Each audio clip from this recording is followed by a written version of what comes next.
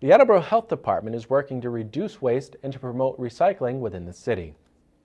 For the last several years, the city has provided a single-stream recycling program where residents can throw all of the different kinds of recyclable materials into one large container. This contrasts with other recycling programs around the country where the burden is on the homeowner to sort the different kinds of material. This program has been part of a larger effort by the Health Department to make recycling easier for the residents. We spoke with Attleboro Health agent Alan Perry to find out more about the other things the department is doing to promote good waste disposal.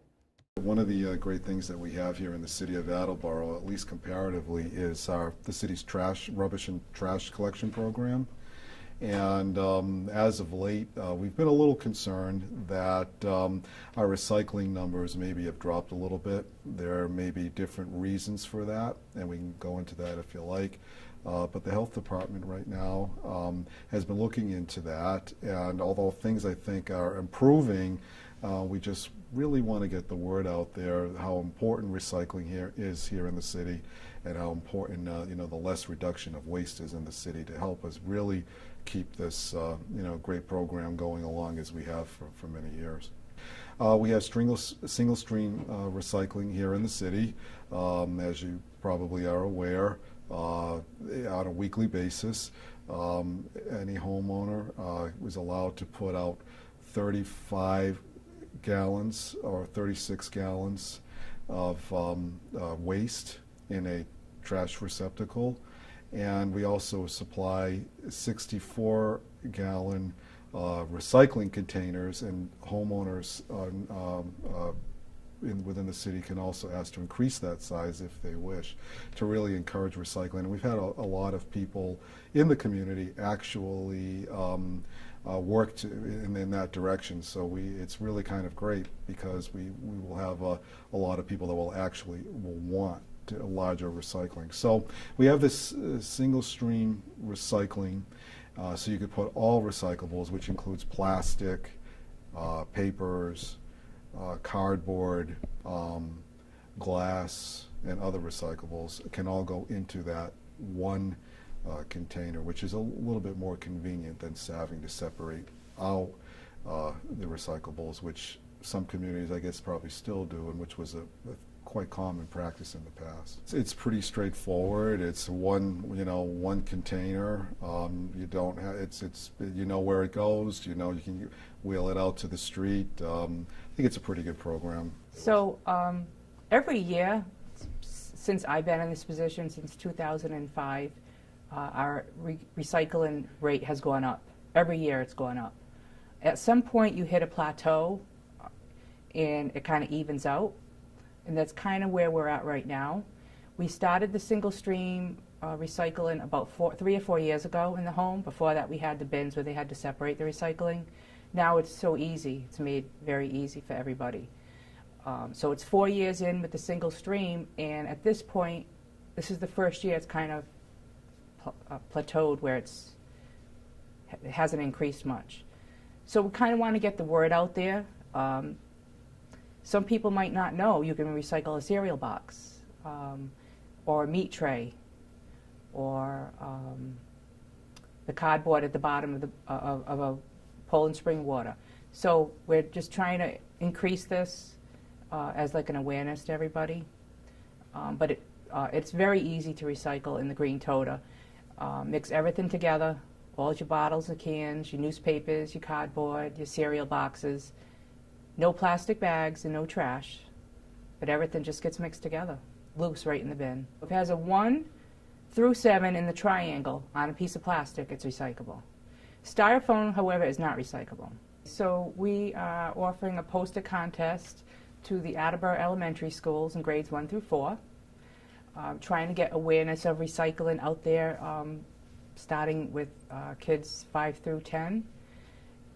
So it's going to be based on originality and creativity, and they're going to submit them to the health department, and the winners will be on a local cable show and receive a prize, and there'll be a prize for first place for a boy and first place for a girl. Starting in April, we're going to start again with our drop-offs of our paint and automotive household waste. So the first Saturday of each month, April 5th, I believe, check that, April 5th, Saturday will be our first one, where residents can drop off their paint products, oil filters, fluorescent bulbs, propane tanks, metal, electronics, and that'll be on a monthly basis every month, April through November, and that's at our recycling center on Pond Street, 29 Pond Street North, next to the compost center, from 9 to 1.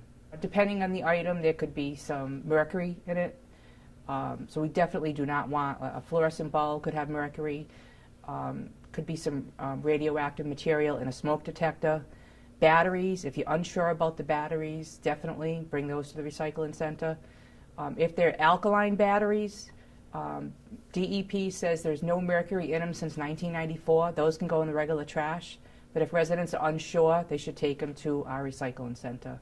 Our Household Hazardous Waste Day will be the second Saturday in June at our recycling center, and that will be for other items that are hazardous as chemicals, pesticides, herbicides, anything unknown, gasoline, other than the normal monthly paint and automotive waste. We'll take that at Household Hazardous Waste Day. We also are working very closely with our vendor, our contractor Waste Management, to deal with some of our concerns in regards to too much waste being collected and transported away at a cost to the city. And I believe that we've made some really good strides there, and things are looking better in that regard as opposed to maybe just a few months ago. You know, the residents can put out the first barrel, 36 gallons is the size limit. Any additional trash does need to be in the city bags, and there's no limit to the city bags. But we're trying to, you know, hopefully people won't have to buy that city bag if they're recycling everything they should. Those are sold in all the local stores, listed on our website. Stop and Shop, CVS, Walgreens, A&J Ciabra, I think Willow Tree, and Benny's. We also would encourage any resident who wishes to recycle more, feels the need to recycle more, to contact us to have a larger recycling container provided to them. That's another great service that we have. And we've also, through our department, through our solid waste administrator, have really gone the extra mile to look within the city to see where we have some of these problems with, you know, the too much disposal of trash being left at the curb.